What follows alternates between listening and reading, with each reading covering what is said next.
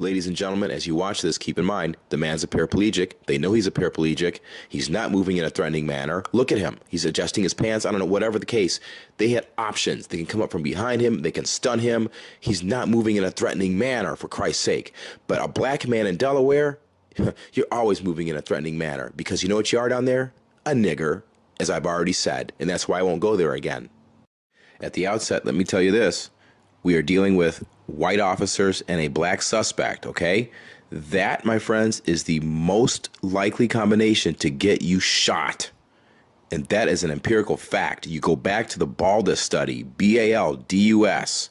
But he's a scholar, man, who studied all of this. And he recently passed, but you just take a look. Ladies and gentlemen, we're here at KingCast with a quick analysis of the paraplegic Jerry McDowell shooting and death in Wilmington, Delaware. I've taken the liberty of enhancing the video image by zoom, color, and sharpness in slow motion, but not in any other way. And I frankly cannot see any weapon being drawn. It looks to me as if he adjusted his legs and was fussing about, but he made the unfortunate decisions to apparently put his hand in his pocket and not raise his hands. And in so doing, disobeyed a police directive, and that's unfortunate. The police have a tough enough job as it is, but why make it any more difficult than it has to be, I ask, in his death? I cannot rule out death or suicide by cop in this instance, and not to disparage him, but also not to disparage the police officers. The police officers in Delaware do enough to disparage themselves already, as noted in several of my movies. Thank you. Give me your head! Show me your head! Oh, shit. Show me your head! Show me your head! Drop the gun! Drop the gun! Drop the gun! Grab it. Shove it, bullet pop. Come this way. Behind you, Judge. Hands up! Hands up! Put your hands up! Hands up! Hands up! Hands up! Put your hands up! Put your hands up, cuz. They shot his ass. Hands! He's reaching to get.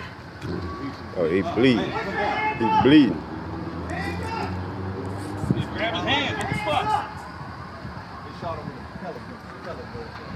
You know, stun gun to knock you out.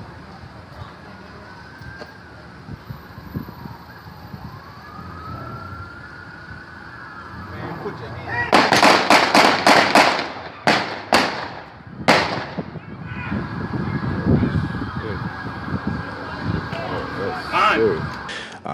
Now, at the NAACP President Lamar Gunn's Facebook page, I explained that two of my prep school buddies and I had this conversation 2 nights ago here in Seattle, and it went like this. The three of us discussed the question, and it came up, to say, what do you say in this situation? And I said, officer, what is it exactly that you need me to do? That's what you say to them. You look them in the eye and you say, officer, what is it exactly that you need me to do? And you put your hands up and with no movement whatsoever, and you wait for a response. It's a very tactical move for obvious reasons if you think about it. You surrender the control to the officer, and he feels like he's in authority. And if it's on video, it makes it very difficult for them to drop you, as they just dropped Mr. McDowell and killed him. Okay, that should be the new national mantra, but I don't know, what do I know? That was just based on years of experience of being a black male, an assistant state attorney, and a criminal defense and civil rights attorney with several victories to my credit. So I don't know. I know, of course, some rogues will kick you in the head, and some police departments will hide the dash cam.